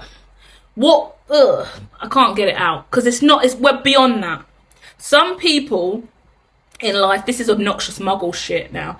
Muggles will have an obituary and they will have something on their gravestone and they will have maybe something in a newspaper, a little section said, beloved father, beloved this.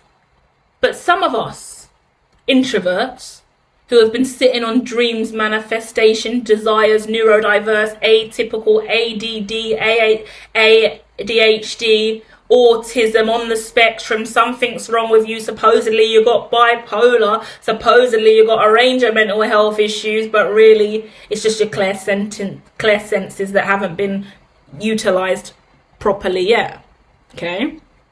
What we leaving? Where's our legacy? Because I know I didn't come here to leave without legacy. I know that my life on earth and me coming back in this lifetime was to leave legacy. Anyone watching, listening to this, you know you came for legacy, right? We didn't come for anything less than legacy. Sorry, legacy for me, please. Can I get my legacy check? Can I get my legacy license? Is there any more legacy going? Legacy? Legacy? Anybody got any more legacy? I need a bit of legacy, please. So we came for, pass the fucking legacy, please. Let me head out. I'm only here for the legacy. It's that deep. We came for the legacy. We're not leaving without the legacy. So what's the legacy? It's only yours. That's what's so beautiful about this journey. Because now we've got the 9 of basically pentacles, material harvest. Man sitting here with his palms open, receiving legacy.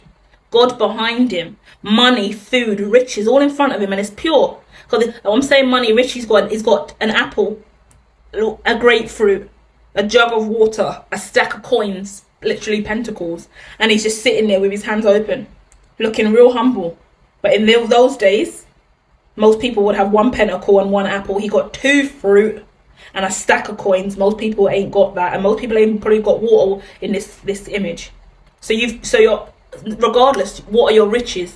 Even if you're not financially abundant, let me tell you, true asset comes in internal. You knowing who you are. Real power players in this bitch, in this game called life, have the internal strength, wisdom, knowledge. Yeah, it's about your assets. My greatest asset in this life is my intelligence. I'm so smart, and I utilize that wisely, and that is going to serve me very well in the future. That's my legacy, my intelligence. And I came for the intelligence legacy from the start of time, when I learned who Einstein was, and I was like, I want to be like that. I want to read crazy formula like that. I want to do weird lectures and seminars like that. I want to talk about crazy stuff. I want to make things happen on a grand scale.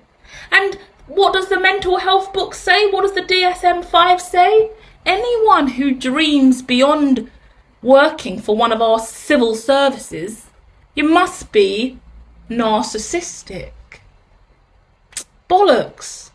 Narcissism means you're too good for reality. Sorry. That's the new me. Because I always used to be, I'm really empathic and I'm really emotional. So I didn't fit all the criteria of narcissistic. But I'm really in your face, me, right? I'm the power player in this bitch. I am a leader in this shiznai. So sometimes it's a lot for people to receive. And I sometimes I feel like I've got to play myself down. So no one's ever called me narcissistic. But I would think, oh my God, I hope no one thinks that about me. No one's ever said that. No one would even say that. I'm sure if I asked anyone, they would disagree. But because I'm a spiritual life coach, or what I was, and I was in that energy of giving and caring and being the leader and hosting events and come on, everyone listen to me. And I'm always the one that everyone's looking at when I'm in the environment. I'm the focal lead in the space. You feel so big and enormous in vibration compared to everyone else. Your aura and energy takes over the space more than everyone else. Everyone's looking to you for the answer, for the entertainment, for the show, for the food, for the music, for the dance, for the speech. You're often that vibration. Sometimes you just want to crawl away and hide when you're not feeling up to playing that character, because you know that's somewhat of a character you're giving to the audience. You're giving the room the energy it needs. But then I see so many people get labelled with narcissist and that heavy label all the time, and I think they're just powerful. They're in their seat.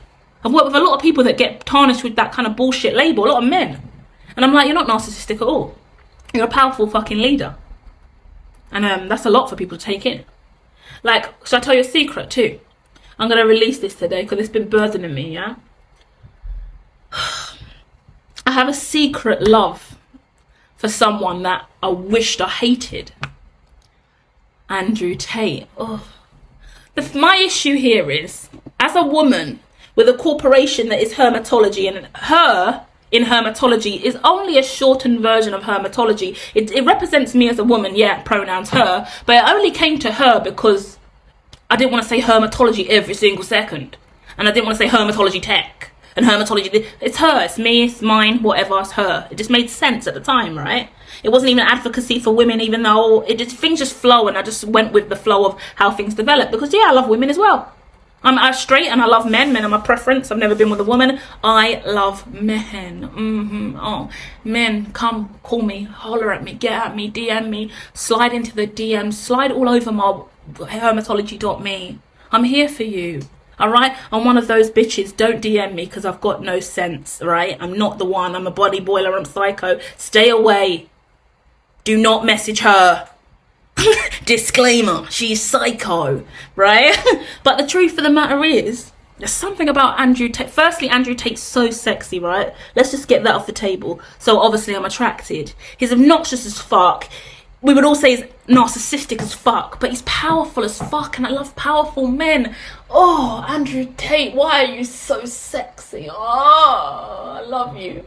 But I can't love you because you've been committing crimes, my friend, and I'm clairvoyant, and I know you're a dirty little shit, and you've been stressing me out, and I've been attacking you on Twitter, and one time I attacked you on Twitter, and you hit me with a tsunami spiritual attack, and I was wiped out for like 4 days because he sent a guru fucking Pokemon style attack back at me, wiped me out, sent me into mental torture because, yeah, I hit him with, I always attack Tate, but I feel like I have to attack Tate because of what he's done and what he says and what he stands for in his reputation. But a big part of me, 50% of me, really loves him. Firstly, because he comes from Luton, which is an absolute shithole. Ugh. You know, you got to have sympathy for anyone that came from Luton. I mean, my God, I'm a Londoner and you're from Luton. You know he would have got bullied from everyone from London. Like, allow him. That's why he acts like that. He's from Luton, you lot. Ugh. So, but also I made him a cock meat sandwich at one of my finest times in the early days of Twitter when he made a remark. I just made him a nice cock meat sandwich and sent it over in Twitter. And I just felt amazing. And ever since then, I've just been starting on him. But I thought, no, Louise, you're going to have to learn to forgive. Has he done a lot of bad things? Yes. Is he wrapped up with Romania? Yes. I've spoken to the gods. I've spoken to the divine. Andrew Tate, if you're out there, I'm going to put down the warfare that has been attached to my Twitter fingers because I've come at you heavy with a lot of stuff. And one time I got a boomerang spiritual whiplash, and it was I really got battered spiritually by attacking you that time. And that's because my attack was great because I had some Bugatti memes in the back end lined up waiting for you to start some problems with the female community. And I just was like, fuck it, get Tate now. Ugh. And it's fulfillment for me to attack a masculine that demoralizes women. But there is a lot of love to him. So I'm saying now what I've learned is I'm going to stop fighting Andrew Tate on Twitter. And I'm just going to say, God, take control. And whatever he did or didn't do, I think he's repenting for his sins. And I hope he does choose to be a better person in the future. And if you're going to be a better person, Tate, and not do the stuff that you've done in the past, then I'll let it go. And then you can let it go. And hopefully I can close the case that I had open on you as well, because you know I was coming for you for those anime memes, and you know why. Don't make me reopen that investigation again, because I was on you every day and you know that. And I just want to rest now. Because I do love you, Tate. Because obviously I'm toxic as fuck. And you're abusive and that's a turn on. That's the old me. Do you see the problem? Don't ever DM her. She's twisted. She's a bunny boiler. She will ruin your life. Do not engage. Turn off now. Single forever is the new hashtag. Too dangerous to date.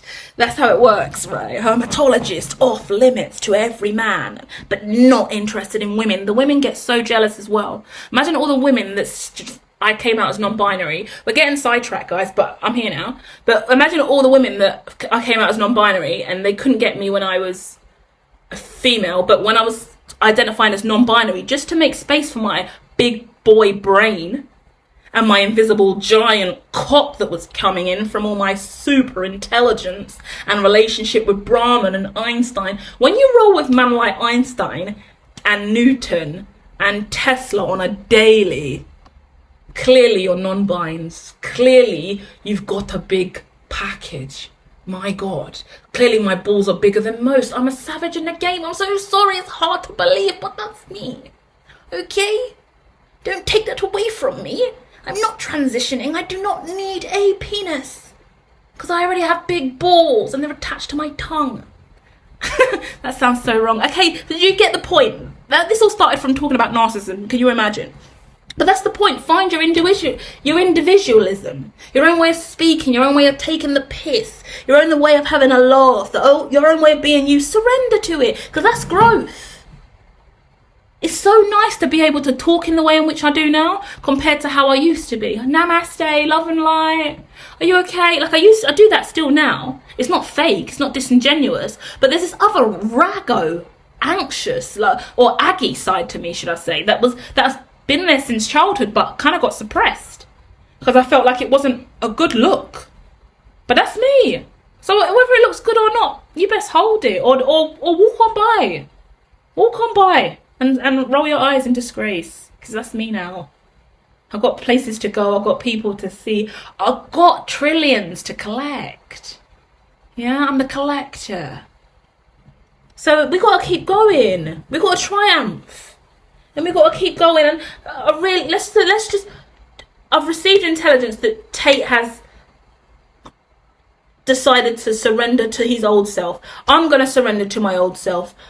I want to be able to love Tate openly and publicly, but I want his record to be clean. Because one thing I can't stand for, and one thing on my agenda as my biggest thing in business, and why God brought me here in the first place, is to destroy the sex trafficking community. I'm here. Rapists, paedophiles, sex traffickers, dirty human trafficking bastards, anyone who thinks that they can utilize a peer-to-peer network to move money around back and forth to do dirty dealings. Do you know how many people on the street casually, girls, women, yeah, are getting trafficked on a casual in certain places, in like in Atlanta and America, all over the place? Do you know how low level and casual trafficking is becoming now with the way that the internet as well is? Do you know how much risk OnlyFans girls are at for what they do? Because I was talking the other day as well about the simple fact that if you've got certain man paying you big chunks of money on OnlyFans and they're paying your rent, you've got a nice big yard, your life is expensive, you're racking up the coin, but it's one of your favourite followers that demands those titty pictures and that pom-pom video at this time every day. When you're deciding you don't want to do it anymore, or they're violating you, or you're in an argument with them because you're building relationships with these clients, this is prostitution and clientele levels here. When you don't want to do it anymore and you want to tap out, but you know you can't afford to pay your bills anymore without this one man who's been funding the majority of your shit, what are you going to do? Now you're groomed. Now you're in a financially abusive situation. You're going to lose your big house and everything that you built up for yourself because you've got to keep providing for this person. There needs to be safe spaces for all of these people. And I know Tate started off with what he was doing by just having cam girls in different rooms that were his girlfriends, but he was getting them to do stuff. And it accelerated. And when you're a billionaire and you're a millionaire, you start losing your morals and integrity. You start to lose yourself. You start to realise how quickly you can rack up money. And you realise when you're in a high position, you can get away with murder, literally. Yeah? So that's when it gets really dangerous. And I only hope that Tate now, in the future, that me and him can actually make peace and move forward and love each other like we're destined. But that he could decide to never do anything wrong to a woman again and never put hands on a woman. And he's going to disrespect a woman, that's in his nature. I'll disrespect a man as well as a comeback. But in regards to touching a woman, putting hands on a woman, anything illegal and violent, trafficking, he needs to live a clean life from now on. He needs to live clean. So I'm going to pray that he decides to be a clean human. Because he's a lovely person, really, deep down. And we all play a character online. It's a lot of propaganda. But I feel like he was swept up with his money and his power, and he made some really dirty, dark choices. And the verdicts and the decisions from the courts will decide whether or not he has really repented to God or not. And then from there, we move forward. And I hope I can start loving Tate and not having to hate on him all the time. Because when it comes to sex trafficking charges, I'm going to hunt you down. I'm going to investigate you until the end of time, until those charges are cleared or you're convicted. Because we don't play that. Too much risk out here for women and we're not having it. Anyone, human trafficking, we're not having it. Anyway, that's my gripe. And I'm saying that because where's your personal growth? Where's your little surrender or sacrifice or window of opportunity or leverage or go-between or deciding factor? Yeah, I gave you a range of different things to consider there. What is yours? For your personal growth, where are you going? What are your guidelines? What are your through points? Where are you stopping and going? What will you not settle for? And stick to that. Hold that firm. Because once you've got your morals and integrity, right? My business is morals, integrity, and respect into human flourishing. You can only really... Human flourishing is a concept within positive psychology. Yeah? It's a whole discipline that's been based on positive psychological conversation, which I'm doing with you guys today. And it's about human flourishing. It's about how we make sure all of us can continue to flourish over and over again. But that's incorporated with the core values of hermitology, which is morals and integrity, in respect to that flourishment, your unique flourishment. Every human deserves to flourish from their own unique standpoint of morals and integrity and respect for everyone else, because that's all you need. You can believe in what you want, do what you want, black, white, grey, yellow, gay, straight, bi, non-binary, transgender, it doesn't matter. From the time you've got morals, integrity and respect in service to every human on this planet flourishing, then we're all aligned. And we're good. And you can be you. And you can believe in what you want, because our brains are still synced to the morals. And that's all I ever need to see in people, to know that we're going to be okay here. And I wish more people in the world would sign on and agree to that kind of mentality, because that's where winners are born. And the real people who are doing great things in the world and not limited to certain sectors and limitation because of their ego are people who can just accept everyone for who they are and not have hatred brewing because they're this way or they're that way and they need to be this or that. Yeah, certain people will fall far from the tree, especially when they start trailing down these roads of propaganda, hating on certain people for whatever label or they do or don't have, or skin color, age, weight class. I mean, who gives a fuck, to be honest with you? If you're going to hold on to those kind of specifications, then you're going to get yourself, what's the word, swayed in a direction where the ecosystem of that direction is already skewed and negative, innit? You drag yourself into negative, toxic arenas. It's like going around a whirlpool, is what I'm getting in my head, in a swimming place. You know, when the whirlpool goes round and round, there's some good bits and bad bits. And that's what happens when you start allowing yourself to just randomly get dragged into other people's opinions and the status quo of this and that. That community want this, that community want that. Conformist here, non-conformist there. I've got to agree, I've got to deal with this. Too much sometimes. All you've got to do is triumph through your own heart. Triumph comes with knowing who you are and not wavering. From the time you have your own morals, integrity and respect in regards to every human on the planet flourishing, boom, center. You don't need to go anywhere other than that. That's the core of self. That's where you triumph, because everyone else can now move around you and you're not getting dragged into the whirlpool. They can go left and right and they can fight about the hatred they have for everyone else, because you're here, center, pillar in your community, because everyone is equal. Yeah? Equity is very different. We're always beefing about the equity conversation. About this person needs £300 to survive, but this person needs £600 to survive. So we've got to give them 300, them 600, them 700, then 900. It can't work like that. I received that, because then there's always going to be an issue of inequality somewhere else. Because why should that person get 900 based on this quota and this demographic? Everyone needs to be able to bring something towards the table based on merit alone. But merit should be based on equality. Yeah? Everyone should have equal opportunity, and in certain instances, when it comes to disability and other factors, some people don't have access because of disadvantage. And how we label disadvantage can go wide from the left to the right. We ain't got time to debate that today. I'll leave that with you. But the DEI debate's crazy.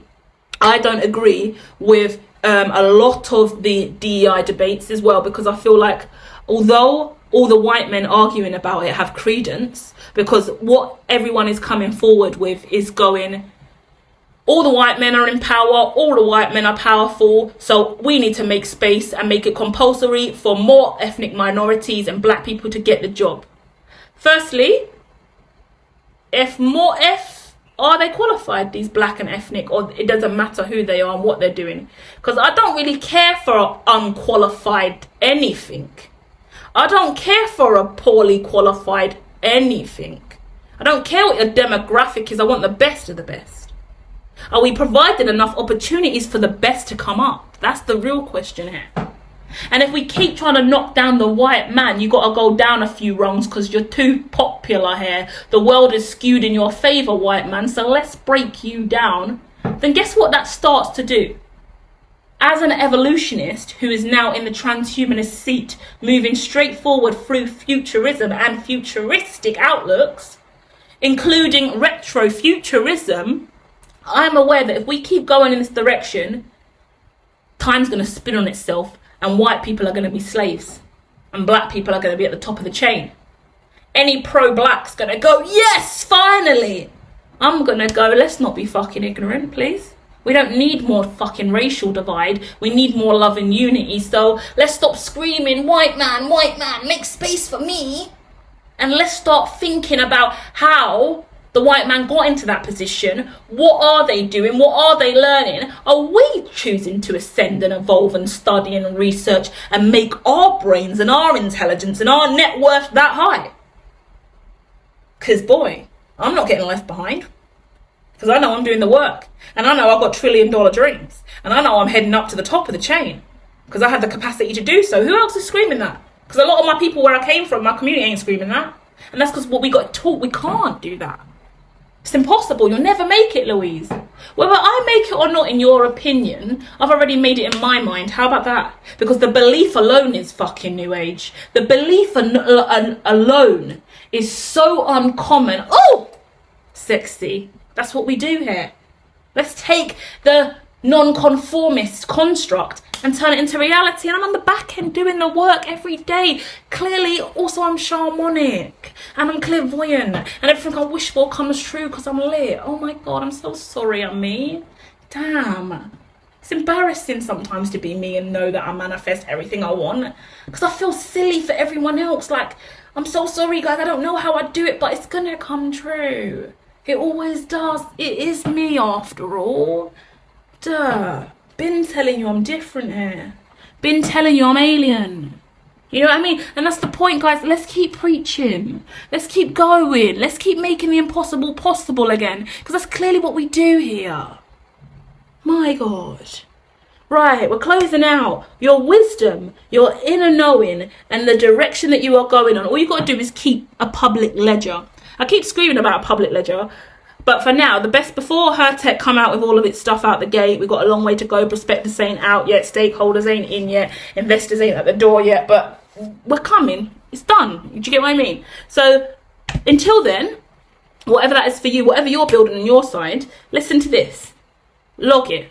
I'm on Twitter mostly every single day, all the time, saying something or doing something, especially when I'm in the back end working hard, because I like a public ledger. I like that at least Twitter, when Elon doesn't manipulate it and turn this and that off on the back end, preventing me from seeing certain stuff on the timeline from the past, that validates me. But if I needed to save the akashics, the archives, I can download the data every month, every quarter, every year from X and just save it on my hard drive, and there it is. Everything I've ever done. What was I doing on this day? What was I doing on that day? A life record. So like, literally my diary. I bake my life out over there and talk about everything really rawly, because that's what I believe in and that's my philosophy in life. So I'm preaching, I'm talking, I'm living the life that I believe is important for us as social beings, especially with the way that tech's going.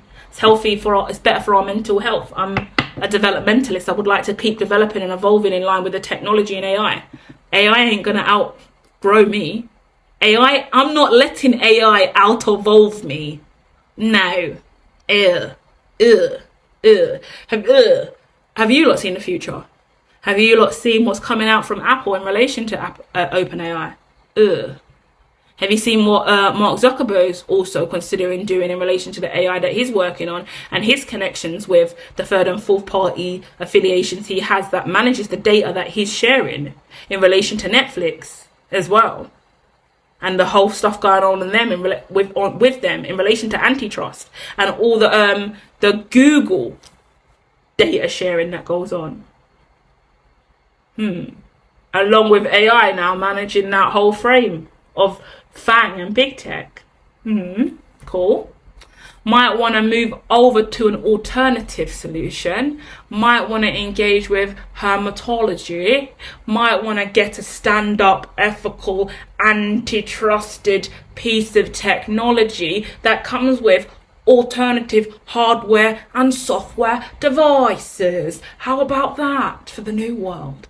How about something resourceful and energetically renewable and bringing a little bit of internationalism, regionalism, community, local, general, and other? How about a liquidity pool? How about cryptocurrency? How about an ETF? Anybody knew what was going to happen with the ETS before it happened with the ETF? Anyone else working on an energy exchange involving aggregation and ETF? Anyone also working on a meta marketplace that integrates all of this into a metaverse that provides a algorithm run by the user that now becomes a dever? Anyone there? No? NFT land also integrated into any of that? Anyone there? No. That's what I thought. I best keep going all alone on this journey with my trillions in the net. Okay. Gonna leave it there, darlings. I hope you found that fabulous and well.